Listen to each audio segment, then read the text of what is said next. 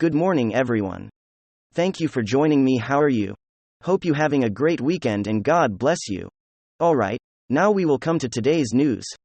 And as this ship continues to sink around the Biden regime, more and more of the staff is fleeing and leaving only people who are looking for an opportunity to melt the regime for as much as they can. The latest person to leave as their communications director is out of there. She is putting her resignation as it's coming on the heels of Ron Klein, who was the chief of staff to Biden, leaving as well. And of course we know Jen Psaki is left, and all of these people understand what's kind of happening as this administration, as this regime is imploding on itself with the scandals and the crimes that are being exposed.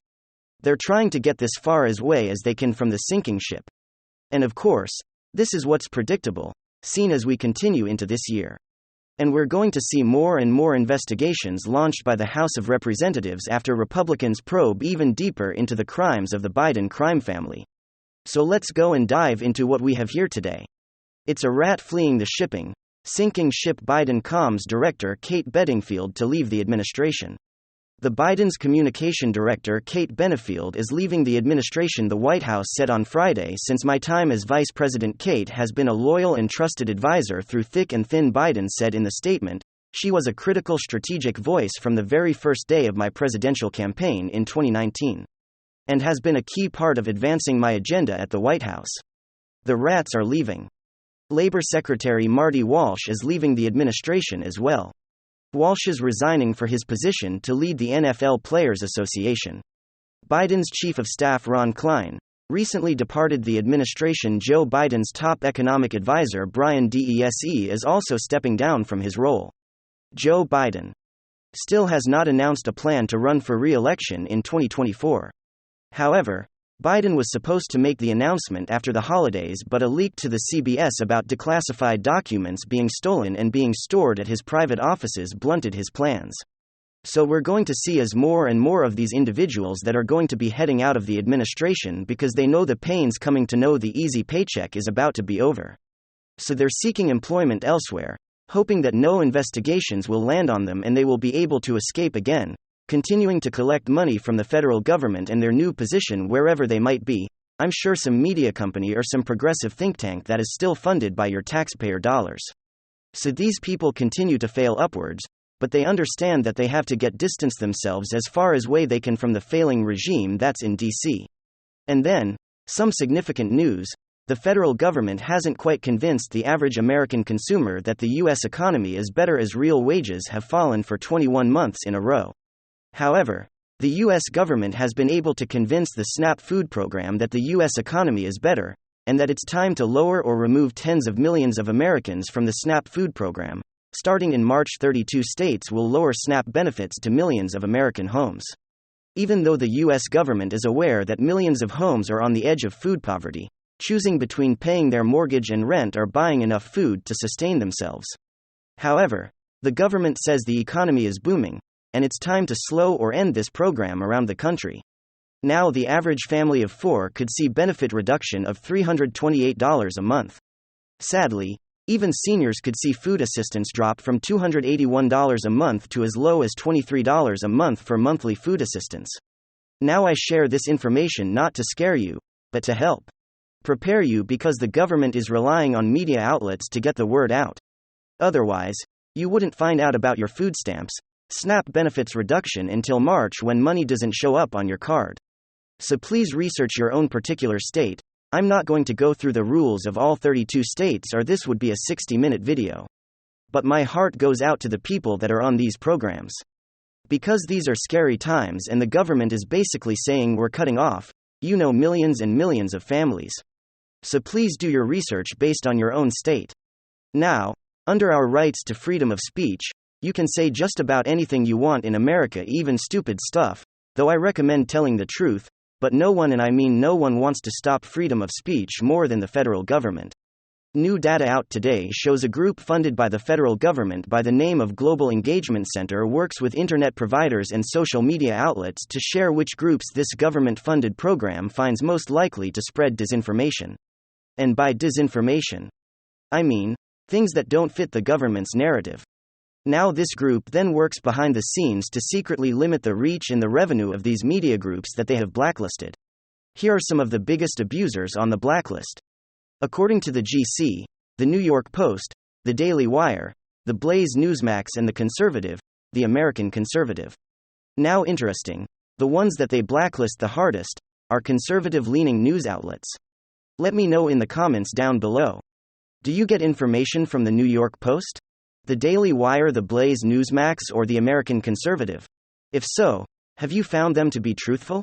Or are they out and out lying and misleading people and causing disinformation and panic? Let me know down below.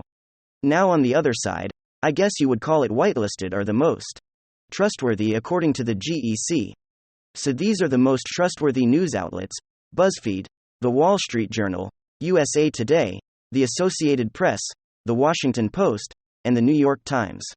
Interestingly enough, these are so there is some bias in this group on who is telling the truth and who isn't telling the truth, that this group doesn't want to hear it, so the federal government has been funding this group using taxpayer money in order to prop up new sites and financially damaged new sites that they don't want to have enough reach or revenue to continue to exist.